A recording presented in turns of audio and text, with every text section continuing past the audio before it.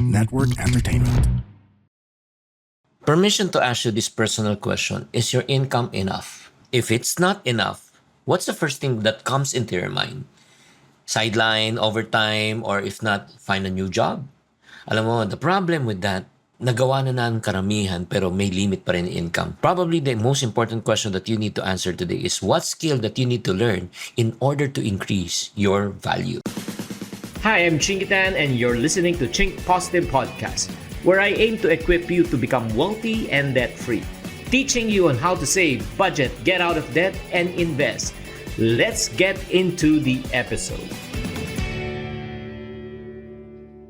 Hi there, this is Chinkitan, your pambansang wealth coach. Welcome to Chink Positive Podcast. Uy, alam nyo, marami akong talagang nakakausap lately, yung parang ang nangyayari talaga. Palipat-lipat lang ng trabaho, di ba? Ang resume nila, kung makikita mo talagang pang siguro 50th company na. No, exage naman yan.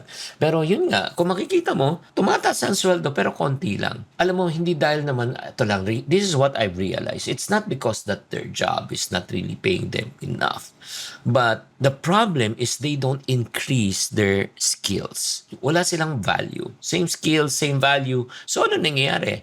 Same pay range. Ganito ang totoo sa income. The company doesn't pay you because of the salary that you want to receive. But the company will pay you based on the skill and the value that you can contribute. Do you agree?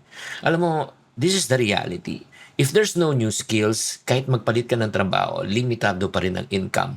Always remember this statement. Income will follow the skill. Income will follow the value that you offer to your company and organization. And let me be honest with you, and there was a season in my life na ganun po talaga ako. Na talagang lahat binibenta ko na. Ang kulang na ibenta ko sarili ko. Yun nga, but the problem is, yun lang, wala. The moment I stop selling, I stop earning, and then yun nga, parang napagod na talaga ako. Until such time, I attended a seminar na sinasabi niya, don't sell products. Sell ideas. Sell something that can add value to your clients. So, to cut the long story short, I dug deeper. Nag-aral ako, nag-invest ako sa sarili. I invested a lot of self-learning. I paid a lot of money in order for me to learn. So, ano nangyari? Una, nagbago ang aking financial mindset. Number two, nadagdagan ng aking skills. Doon ko naintindihan, ang learning and skills hindi pala expense. It is an investment. Allow me to share with you, in 1997, I invested in a program by Zig Ziglar, How to Speak Effectively in Public and How to Remove Your Fear in Life. So I invested 5,000 pesos 1997. That was a lot of money. Ang value siguro ngayon 50,000. Pero sa palagay nyo, nabawi ko na. Hindi pa. Hindi ko nabawi. Bawi. Bakit? Ito yung ginagawa ko ngayon. Public speaking, writing books, communication, di ba, blogs, YouTube, podcasts. Isipin mo, para palang stock ang skill. It compounds in terms of value in time. Di ba? Kaya nga guys, I'd like to encourage you. Learn one high-income skill in order to increase your income. It may be sales, digital marketing, copywriting, video editing, programming, AI, project management, communication, leadership, maramihan. Hindi mo kailangan maging techie. Kailangan mo lang maging valuable.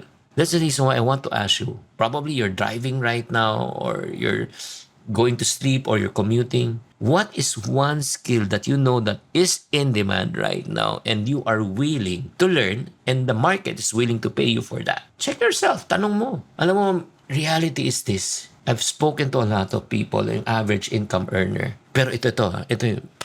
Like, there was one guy na talagang, construction worker. And then, nag-aral siya ng bagong skill.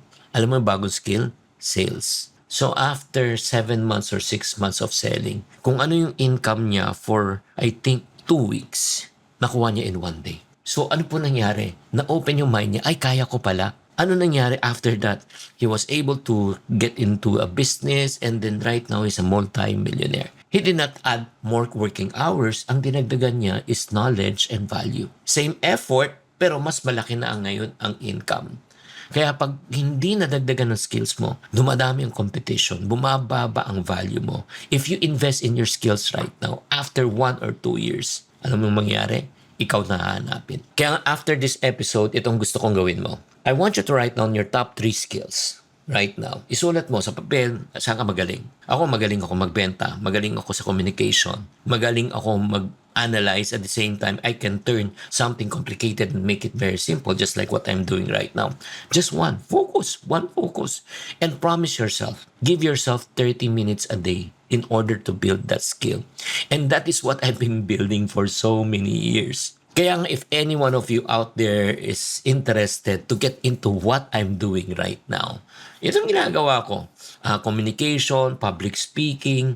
The first step that you need to do, you have to build a personal brand. Because people buy brands, they don't buy products. Agree? When you say soft drinks, you say what? Coke. Toothpaste, Colgate. Kaya when it comes to finances here in the Philippines, top of mind, sino? Yours truly. Kaya if you want to build a personal brand but you are clueless, good news, I have a one-on-one coaching session. One-on-one lang to. This is not for everyone. If you need guidance, coaching, to do what I'm doing, I'm willing to share and teach this to you. So, kung gusto nyo, pumunta na kayo sa Facebook account ko. So, may 6 million followers. And ask, paano ba magpa-coach kay Chinky ng personal branding or PBA? Gawin mo yan after this episode. Again, I just like to remind you, you're not just an employee, you're a walking asset. You have what it takes for you to succeed. Hindi mo lang alam kasi hindi mo pa na-discover ang skill mo. I hope that you're enlightened. Again, you don't need another job. You need to learn one good skill. As I always say in this program, to every problem, there's always a solution. If you're not part of the solution, you're part of the problem. Always think positive. The opinions of podcast creators, hosts, and guests are not necessarily reflective of the official stance of the Pod Network Entertainment, its hosts, or other network programs. The content created by the people behind the podcast is personal and not meant to harm any religion, ethnicity, group, organization, company, or individual.